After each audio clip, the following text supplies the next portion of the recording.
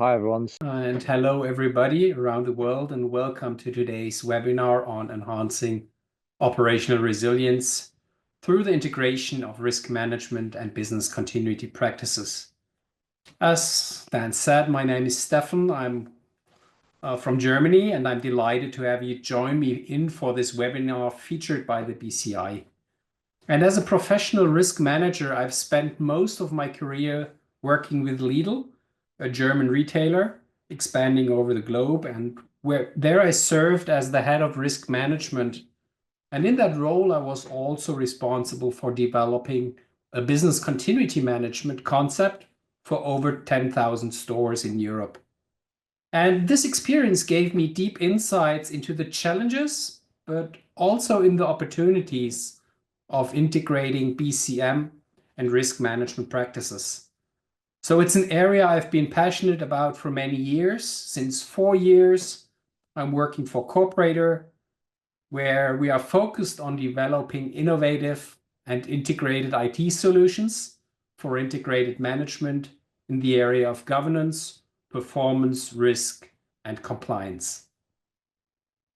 And today I'm excited to share my thoughts and experience with you and how a collaborative approach can help us to manage risks, manage disruptions, and therefore drive operational resilience.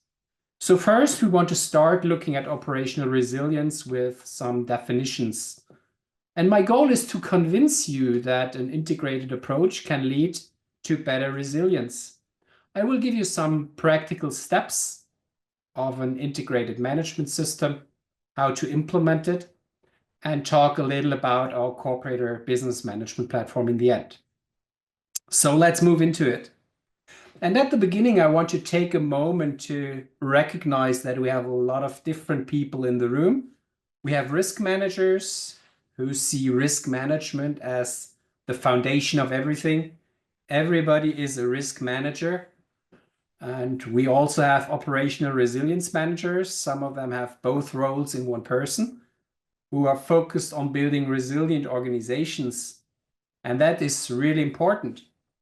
And we have BCM managers, the largest crowd today, who know the value of strong business continuity plans. And each perspective is essential. And today we'll explore how they come together to create a unified picture. First of all, let's start with some key definitions. Don't be afraid. I don't want to make you all fall asleep, but it's good to be all on the same page and have the same picture to know what we're talking about. So I want to start with the ISO 31000, the risk management standards. And he defines risk management as follows. Risk management is a set of coordinated activities that an organization undertakes to direct and control its operations in relationship to risk, identify potential uncertainties that could affect its goals, assess the impact of these uncertainties, and address and mitigate the identified risks. So the main focus of risk management is to identify, assess, and address the management of risks. Moving to the ISO 22316, maybe not as famous as the risk management standards. It's a little more general than the 213 by the UK FCA. That's why I chose this definition. And it defines organizational resilience as the ability of an organization to absorb and adapt in a changing environment. This means being able to achieve objectives under uncertainties, sustain operations, and handle these uncertainties, disruptions, and changes. And we already see there are some similarities also to risk management.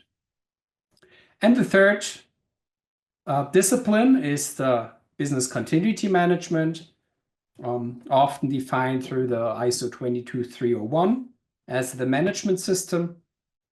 And it defines business continuity as the capability of an organization to maintain the delivery of its critical products and services during and after disruptive events. So it's about being prepared, having plans and a system in place to deal with disruptions. And also resilience is a big topic to be able to keep essential operations running during crisis and building up a management system to do so. Now we could start debating who's the most important person in a company. Is it the risk managers, the operational resilience managers, the BCM managers? I know we also have some compliance managers here. Who leads, who follows? But honestly, that's not what matters. What matters is that we are all part of the same body, our organization, working towards the same goal. So deriving a goal that we all could agree on, it's about being resilient as the goal. And we want to ensure our organizations can handle disruptions, adjust to changes, and recover quickly, all while keeping essential operations running and protecting the organization's values. So together we ensure resilience, that our organizations can handle disruptions, adjust to changes, and recover quickly. Or to put it on a little bit more strategic level, we all want to be successful. And management systems are there to support this goal. Just like sailing, I don't know how many people in the audience are sailors, maybe the ones from the Seychelles. Sailing is risky and often uncomfortable, especially if there is a storm. But it can also be so much fun if we have standard procedures in place and if we have implemented security measures and follow the rules. And there are even more management functions than risk, BCM, operational resilience to support this goal. I'm also thinking of ISMS or compliance, who also help the organization to be successful. So doing business is risky, and that is what we see at the moment. We have a lot of changes happening. Also, the past weeks, there were quite some geopolitical twists in some areas. So there are external factors that are threatening us and that are driving change. So it can be natural things, it can be wars, it can be political situations, it can be new regulations that get issued or withdrawn after discussing it for a while. Just thinking of the CSRD, where especially in Germany, a lot of people try to step on the brakes again. And the challenge is not just to know these external factors and these external risks, but also to know how does it affect our business, our strategy, our objectives, our KPIs, our processes. Who needs to do something if there is a new regulation coming, or if the third party gets bankrupt? Do we know it, and do we know how to deal with it? And this requires flexibility in the system to implement changes and to be safe. So again, it's about supporting business, and management functions are there to help driving compliance, resilience, and performance. That's what second line functions need to help with, and that's what we want to achieve. But looking at the market, and as I said, I'm 4 years now in the area of GRC systems, a lot of companies started trying to be conformant, fulfilling standards, adhering to standards like the 22301 or 31000, or DORA or NIS, also keeping a lot of risk managers awake at the moment. So what we see is that a lot of these management functions follow a pretty siloed approach, which leads to bureaucracy. And therefore, a lot of RFPs nowadays focus on integrating different management systems, risk management and ICS, following the same approach with risk management and compliance management. So how can we avoid redundant work, increase accuracy to achieve our objectives, and maybe most important, let business focus on their job. So the first line functions are not just there to create a lot of paper. As we would say with Lidl, it's about selling yogurts, not filling out tons of sheets of paper. But it's also not like this beanie hat guy in the bottom right who's just no risk, no fun. So we need to find a good way of avoiding redundancy, but also being conformant and driving performance. So we see a lot of management functions, and we already named some, follow a risk-oriented approach.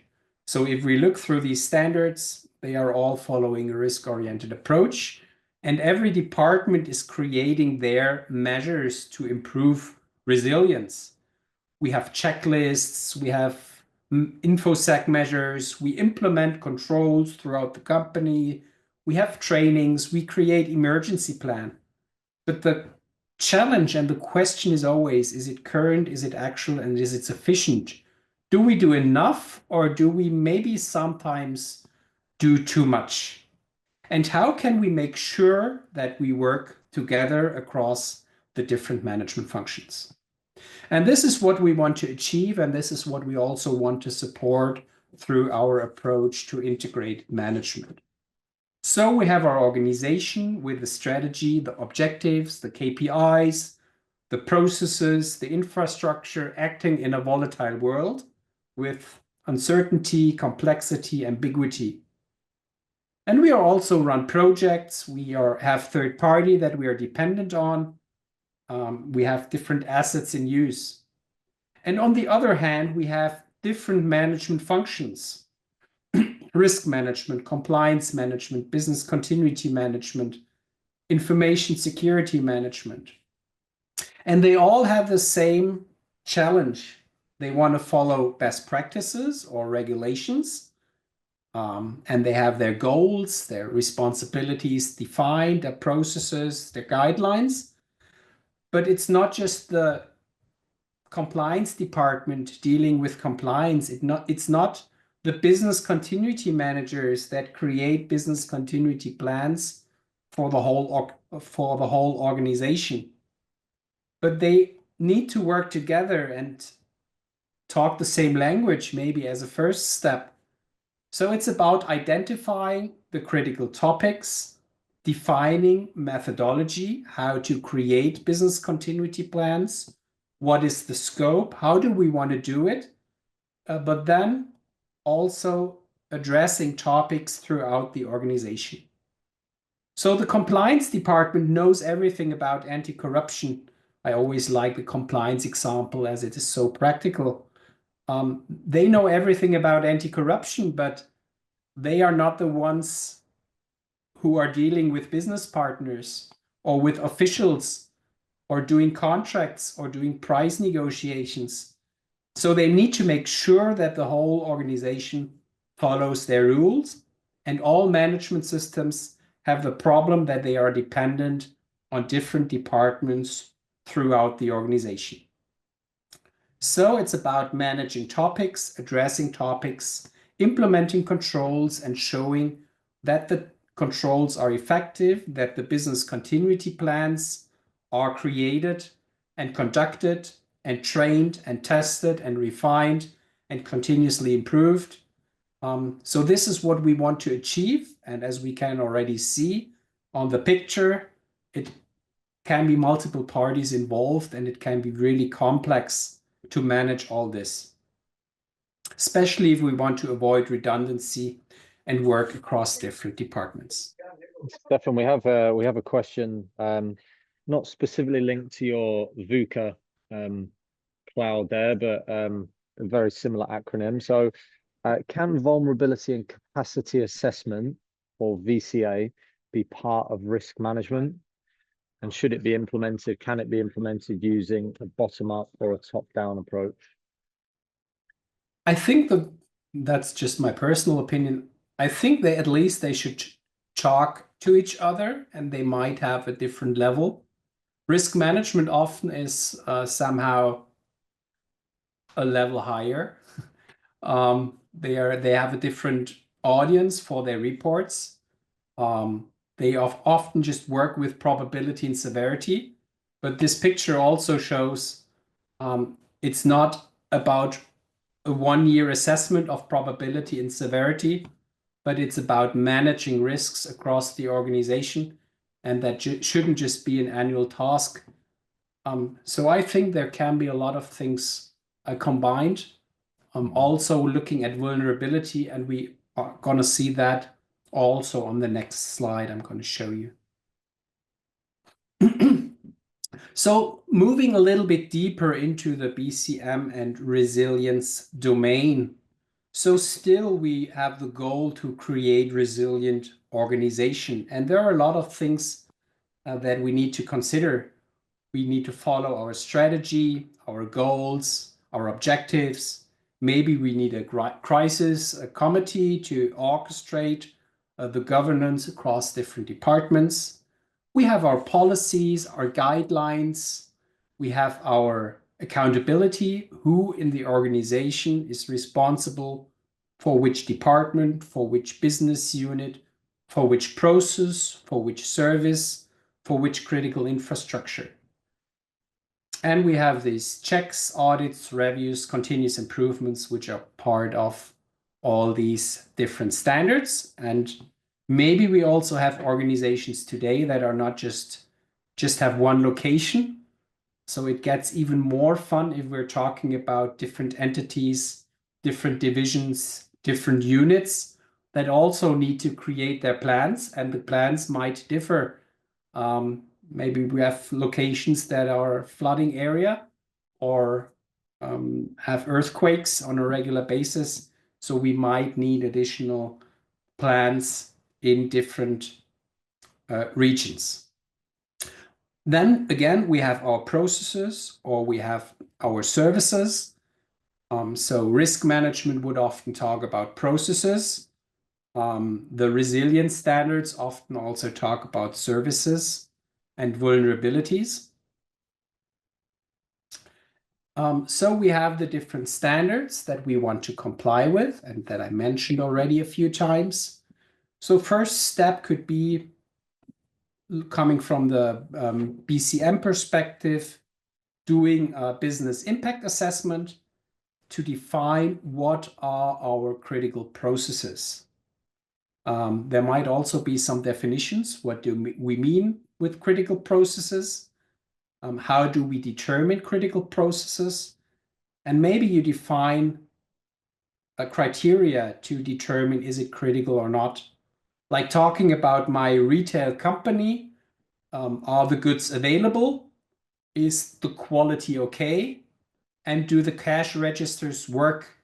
So these were the 3 criteria to determine is a process critical or not, and there might be other individual goals of the company also depending on the business model. But it's good to define these criteria to know, is it a critical process or isn't it such a critical process? And then also determining what is my maximum tolerable downtime. After what time does it really get critical? If the cash register isn't working after 10 minutes, I have a problem. Maybe also depending on the culture. In Germany, it might be 1 minute.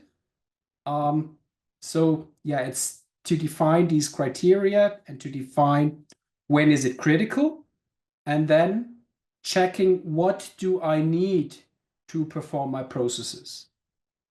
So this is pretty agnostic to the different standards, being the 21.3, the DORA. It's always about finding out what is critical for us as an organization, for our business model, for our services, for our products, and what do we need to do to perform these processes. And the nice thing, and that is also crying for working together, the process I need So I need a process to conduct my business, and somebody else needs my process to conduct business. And the facility owners or the process owners or the asset owners need to know who is dependent on my SAP system and after what time does it really get critical. And as a process owner, I need to know if I have problems with my IT, what are we going to do about it, and when does it really get critical. And also risk management is working over these different areas, talking about risks, about measures, about impacts, about consequences. And there often this probability severity view is maybe interesting, but not too helpful for these people really being responsible for the process. But it's good to have it all in one place and to know what are the dependencies, and if my SAP system doesn't work anymore, what are the affected processes. So talking Steffen, about the two risks, yeah. couple of questions, if you don't mind me breaking in there. So first of all, just a quick clarification. What's the difference between availability and service for you on this slide? To my example, it might be that we have all the goods available in my store selling groceries. The quality is also very good, but the cash register isn't working, so I can't sell. So it's all these additional things that we need to perform our services. And yeah, I mean also some of these standards are talking about services, critical services when it comes to resilience. So, but that will be individual depending on the business model.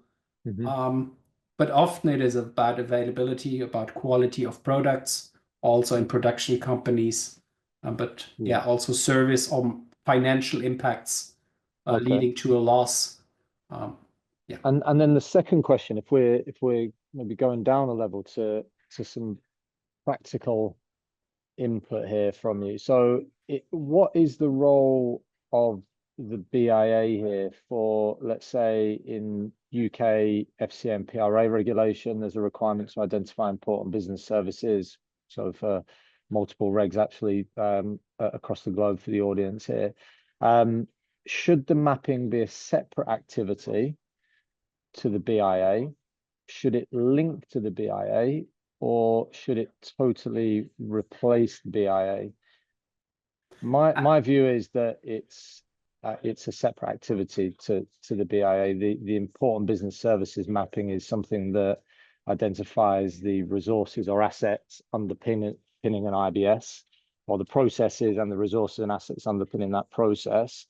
The BIA is then assessing the impact of the downtime of those assets on the organization as a whole, which includes important business services. So I think they're two separate threads. But what's your view on that? Yeah, I would agree. But it can be in the same step or in the same process when I do the BIA. I just enhance the view a little, and talking about it might also help. Also talking about risks, and here we have these trends, threats, vulnerabilities, or looking what is happening in the outside world, and then using that also to build the scenarios, and also to think about what does that mean for my asset or for my process, for the object that I am responsible for in my organization.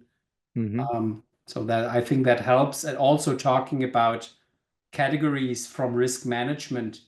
Why not align the language of risk management impact categories and categories that I use in my BCM context or in fulfilling my operational resilience standards? And often we see that we have also the governance.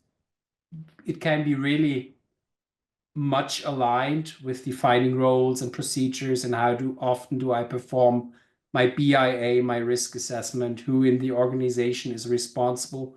So we see a lot of possibilities to just run through the process once or once a quarter, once a year, but not today I do it for BCM, tomorrow I do it for risk management. Then there is compliance asking me for things, and the operational resilience manager comes next week, and everybody is asking different questions on the same topic. One is using Excel, the other one is using SharePoint, the other one just does a workshop, to align these approaches, the language, and to combine it as much as possible. And what we also see is then it's a lot about the culture of the company. How detailed are they doing it? Are they really using it to improve their processes? Some also just have the focus on fulfilling regulatory requirements. Often I talk to risk managers who have a goal to do their annual risk report, but that's not what risk management should be about, and we come to that a little bit later. Absolutely. So we're saying there that the mapping and BIA, although different activities, in an ideal world, you would seek to align them or integrate them in some way so that the information is, there's a bi-directional exchange of information between those documents. Thank you. Yes. And just to finish up on that point, we also, of course, need to think of scenarios, what can happen, and we can also talk about risk scenarios, see what is relevant, what could be potential risks in that area, in that entity, and then do our plans accordingly. How do we prevent, protect? How do we plan to recover? And that can also be on different levels, right? So if I talk about my store who wants to sell goods, he needs a plan, what he does if the cash register is not working anymore. And also the IT department needs a plan. What do we do if the cash register is not working anymore? So we need different levels. So it's good to define a scope when we are setting up the system. What are we talking about? Do we really have plans for the store manager? And it's not just calling IT, my cash register is not working anymore, but it can also be, so what do I do with the clients? What do I do if it isn't working after 10 minutes, after half an hour? Do I close the store? How do I close the store? And these are completely different questions and plans than the IT department who is talking to the service provider to get the cash register fixed. Okay, that links to a nice couple of questions. Gregory's just asked, in your picture here, where is the technology? Where is the cash register software housed in your picture here? And how do you assess, is there a way to assess the impact on the other boxes? And then there's a follow-up question which links perfectly to your last point, actually, is you mentioned the different risk assessments that departments have to undergo. So what would be, in your view, just a couple of bullet points to distinguish between, and again, using this maybe as an example, what's the difference between a risk assessment conducted by second line risk function, and what's the difference, and how would a business continuity department assess the risk differently? So the cash register, to that question, could be an asset here. Yep. A physical asset or an IT asset or both. And it could also be a process. Like if I am responsible for the process purchase to pay, and that is using a cash register, it could also be in that area, and often it is both. So I would also suggest doing the BIA for the business processes, but also for the support processes, like providing a cash register to the process owner in the business. So every IT process also, IT system would also follow their processes and would be part of the BIA. Good. And sorry, one further question, which is really linked to Palessa's last question there around the differences. Sometimes we see the differences actually operationally it's not significant, and it's more of a naming convention or a language difference between the different functions. Do you have any ideas, advice on how firms can, as they look to integrate risk and resilience and business continuity more closely, how they might start to align some pretty well ingrained language in those departments? Yes, so I think it comes back to this picture and this idea to really align with the different departments on what is our goals, what is our responsibility, who needs to create the business continuity plans or the risk assessments, and how do we align language and wording, how do we align our guidelines, and how can we work together. And this is when we like to talk about integrated management system. And what we also see is that it doesn't start that all these departments say we want to work together. So often it is one department creating a good approach and digitizing the approach, having a system with all the processes in it, with the organizational structures in it, with the responsibilities, who is process owner, who is asset owner. And then other departments who still work with Excel want to join and say, okay, I could just add my 5 additional questions and KPIs to that picture, and then I would be done. For me, it would be so much more convenient. So that's what we often see, that some departments start and then others are willing to join instead of having discussions for years, trying to find a common approach and just discussing it theoretically. Which is also true for compliance if we add them to the picture too. Often the compliance department says, what the risk management currently does with probability and severity doesn't help me with my annual compliance risk assessment. But if you follow an integrated approach and you have a system, you can have you can use that system and these structures and these responsibilities to maybe issue a questionnaire, to use the questionnaire to determine how critical is that process to being in compliant. So we need also to be open, not saying we have one methodology for doing a risk assessment, but we can have multiple ways, multiple templates, multiple fields in our forms, but still use a lot of these structural master data to manage topics across. And this also brings me to the next point, giving you some practical tips how you can come to that integrated platform, to that integrated approach. I use some screenshots from our software just to give you some look and feel. I won't do a product demo now. We can schedule that in another meeting, but often it is good to have something visual to see how it could work. So my first point is set clear objectives and scope. So define your organizational structures, your countries, your locations, your departments, your legal entities. Define who is responsible for creating business continuity plans, doing the BIA, doing the risk assessment. Do I want to do it on a group level, or do I want to do it on an entity level? I don't want to do a business impact analysis for 10,000 stores, singular, asking every store manager what could happen to your processes. But I want to find a general approach, creating a template, and then adopting to that.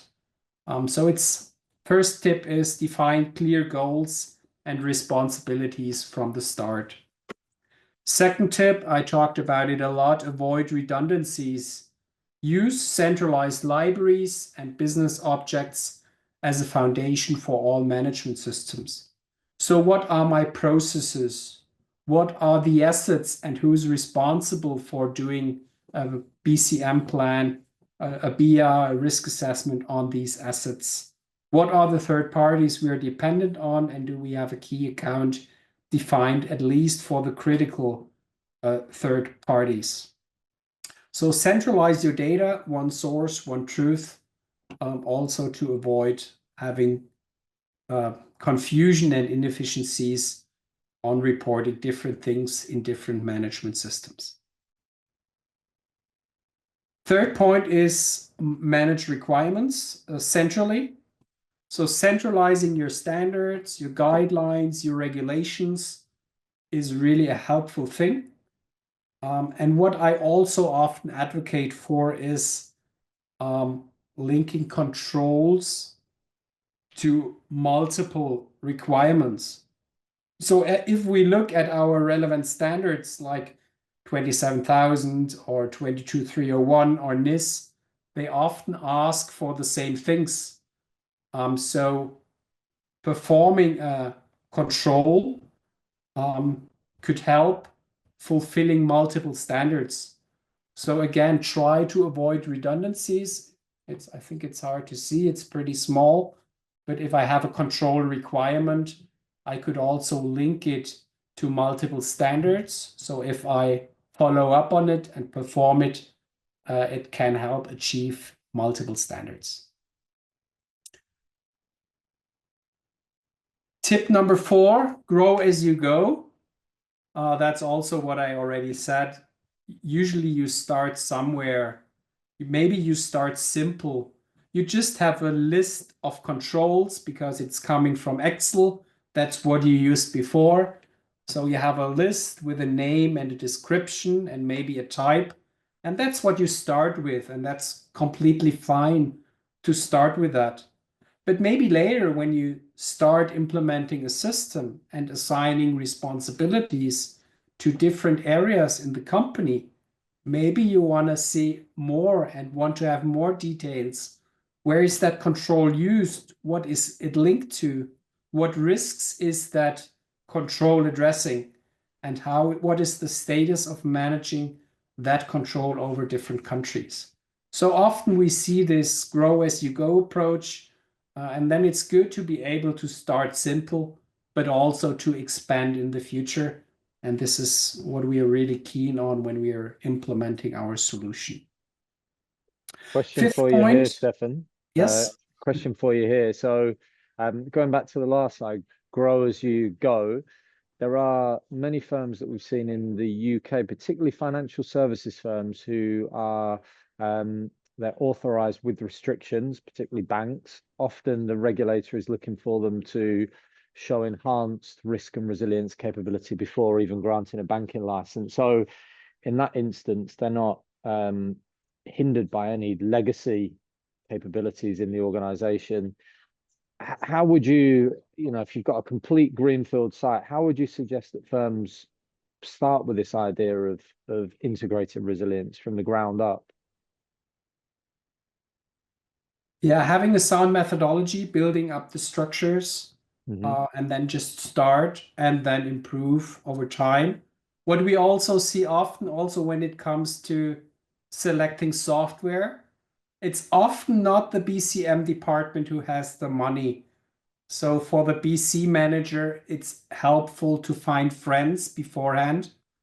Like risk management, they also need a tool. On compliance management, they also work with Excel.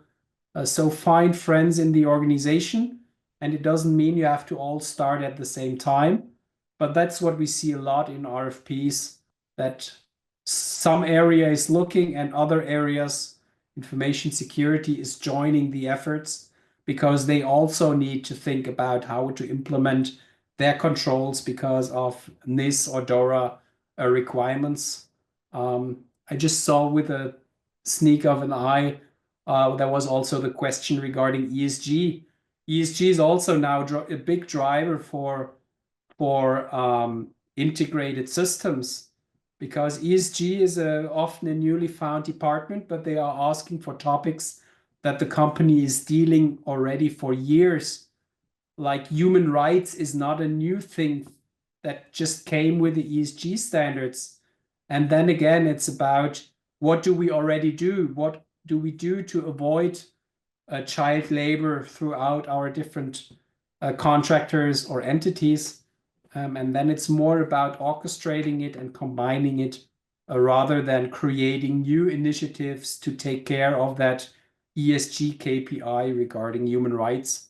And Maybe you're the also perfect. relevant under if we define resilience as broader than in this meeting today. Yeah, yeah, absolutely. You're the perfect person to answer the question as well, seeing as you were instrumental in the design of the ESG module. Does our ESG module cover business continuity aspects, e.g., Yes. impact to So physical our risks on goal really operations? is to integrate what we already have. And then the reporting layer might look different. So if I create an ESG report and talk about the resilience, then I might report on different things.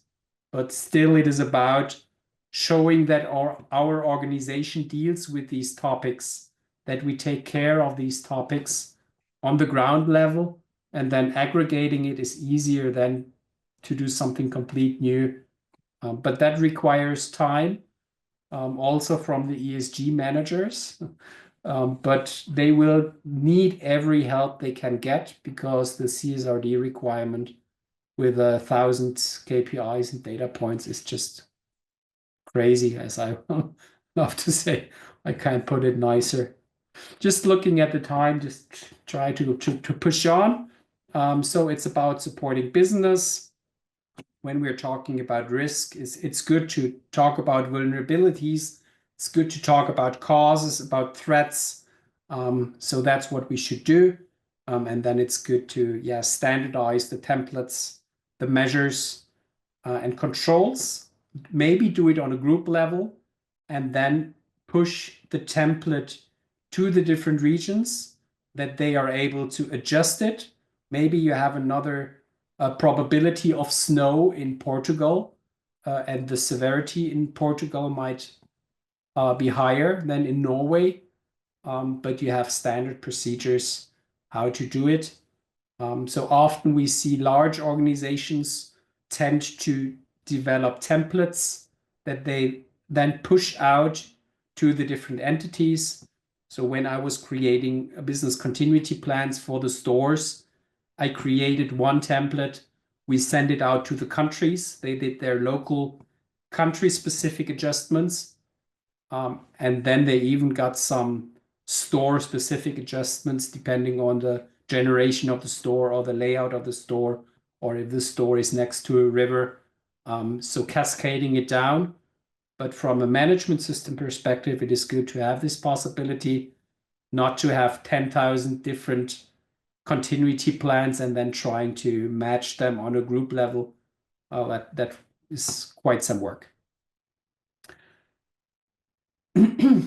I already said it quite some times, work within context. So if I am responsible for the production process, I would define my risks. I would define what processes am I dependent on, what assets do I need, and then ideally connecting, linking. We often work with links in our system because that is relying on what is already there, and we're not creating things new. So yeah, that is also something I would recommend. Also thinking about methodology. How can we work together? Where do we use a different name, but we're actually talking about risks? Like compliance wouldn't talk about risk, they would talk about compliance objectives and what they do about these, what they do to achieve these objectives. In a risk management world, it's about risks and measures. And there will be multiple examples for that where we just use a different name, but actually mean the same. And the last thing, of course, ensure holistic reporting and monitoring.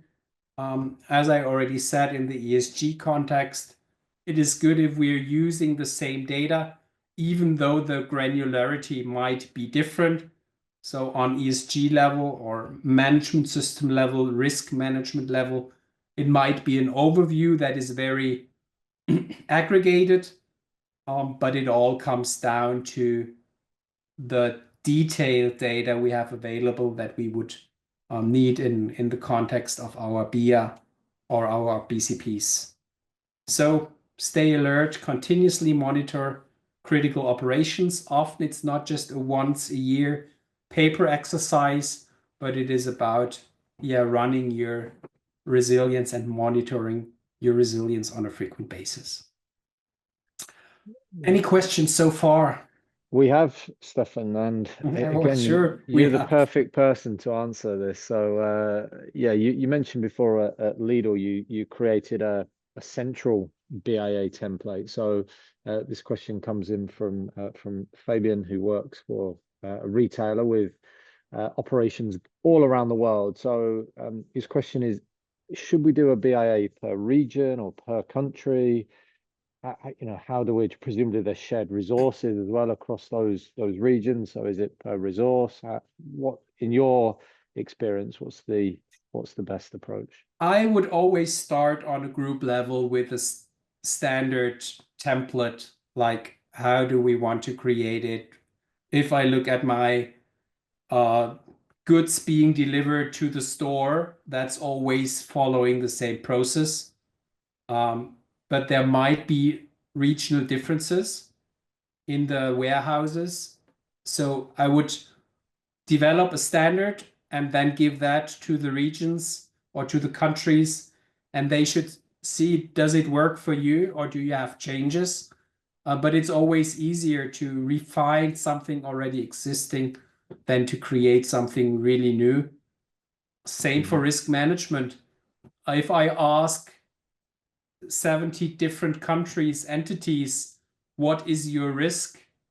Or what are your risks? I end up with one client of mine said, I have 10,000 risks, but the board is not interested in any of them. So also in risk management, start with a top-down risk compliance, anti-corruption specialist defining what are the key risks, and then pushing that to the entities to have it refined, to see are there local deviations. Do the UK maybe have more requirements when it comes to resilience? But I would always work with standard templates. And you mentioned with the BIA specifically there, you started, it sounded like you began by looking at the processes at a broad process level, delivery of goods to stores, delivery of goods from suppliers, that kind of process. Okay, thank you. Good. So that's it for this part. We are heading to the end of this webinar. I just want to give you a short overview about Corporator, what we are. Just a few minutes. So we are building software solutions in the area of governance, performance, risk, and compliance.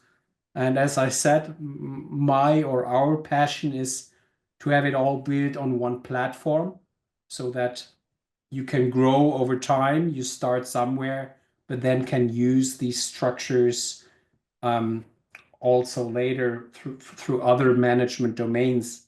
It's a low-code, no-code platform, so everything is configurable, and we're not living on services. We give all configuration possibilities to our clients. So if they add processes or change the template for their BIA, that they are able to do that themselves. When you start implementing, you might be happy that we have so-called accelerators with some basic configuration that then can be tailored to your specific needs and to your specific processes. Our system is created as like a box of Legos. As you could imagine, there is quite sometimes some things to consider. Just like playing with your kids, it's good to have all Lego blocks available, but building your house, you might not need all the blocks that are in the box. And this is also true when we are implementing our solutions. We are happy to use these pre-configured parts and blocks and combine it.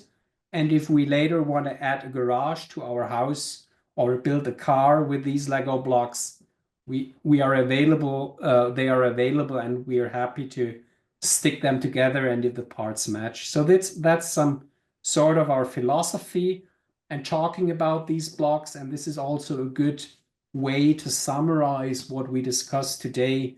We are always talking about risks and measures, even though we might name it differently, but compliance uses risks and measures.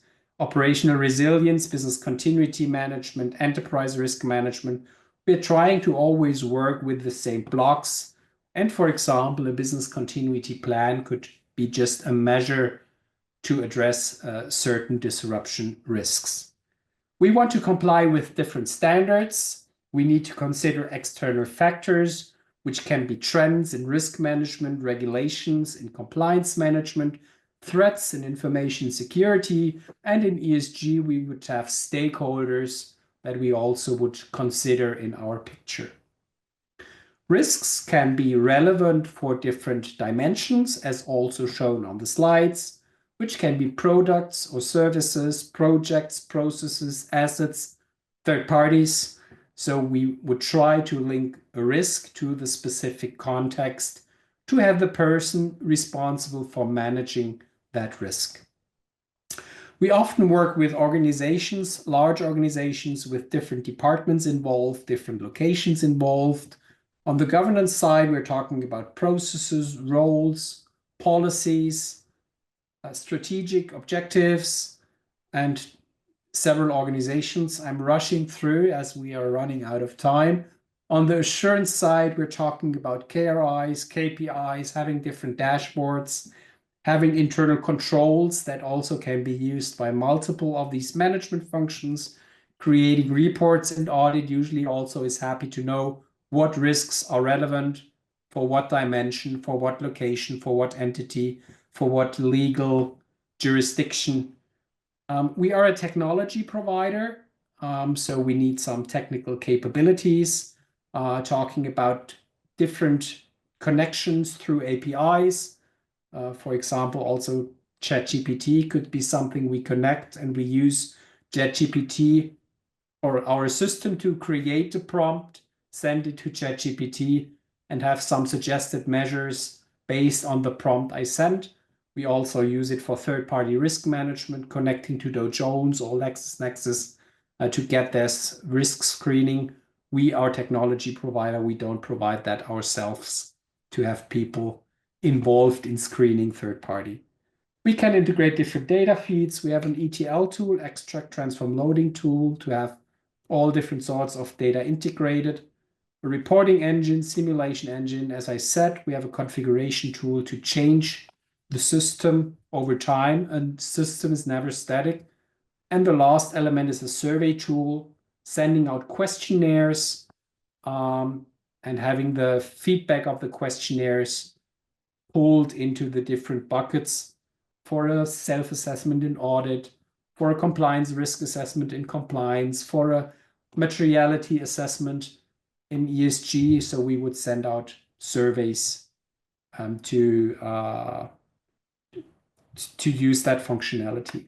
And I thank you for your participation. If you have any questions, please don't hesitate to contact me. I've put in here my LinkedIn QR code. So maybe you want to connect with me. If you have additional requests or like to discuss topics further, don't hesitate to contact me. I'm happy to do so. Thank you very much.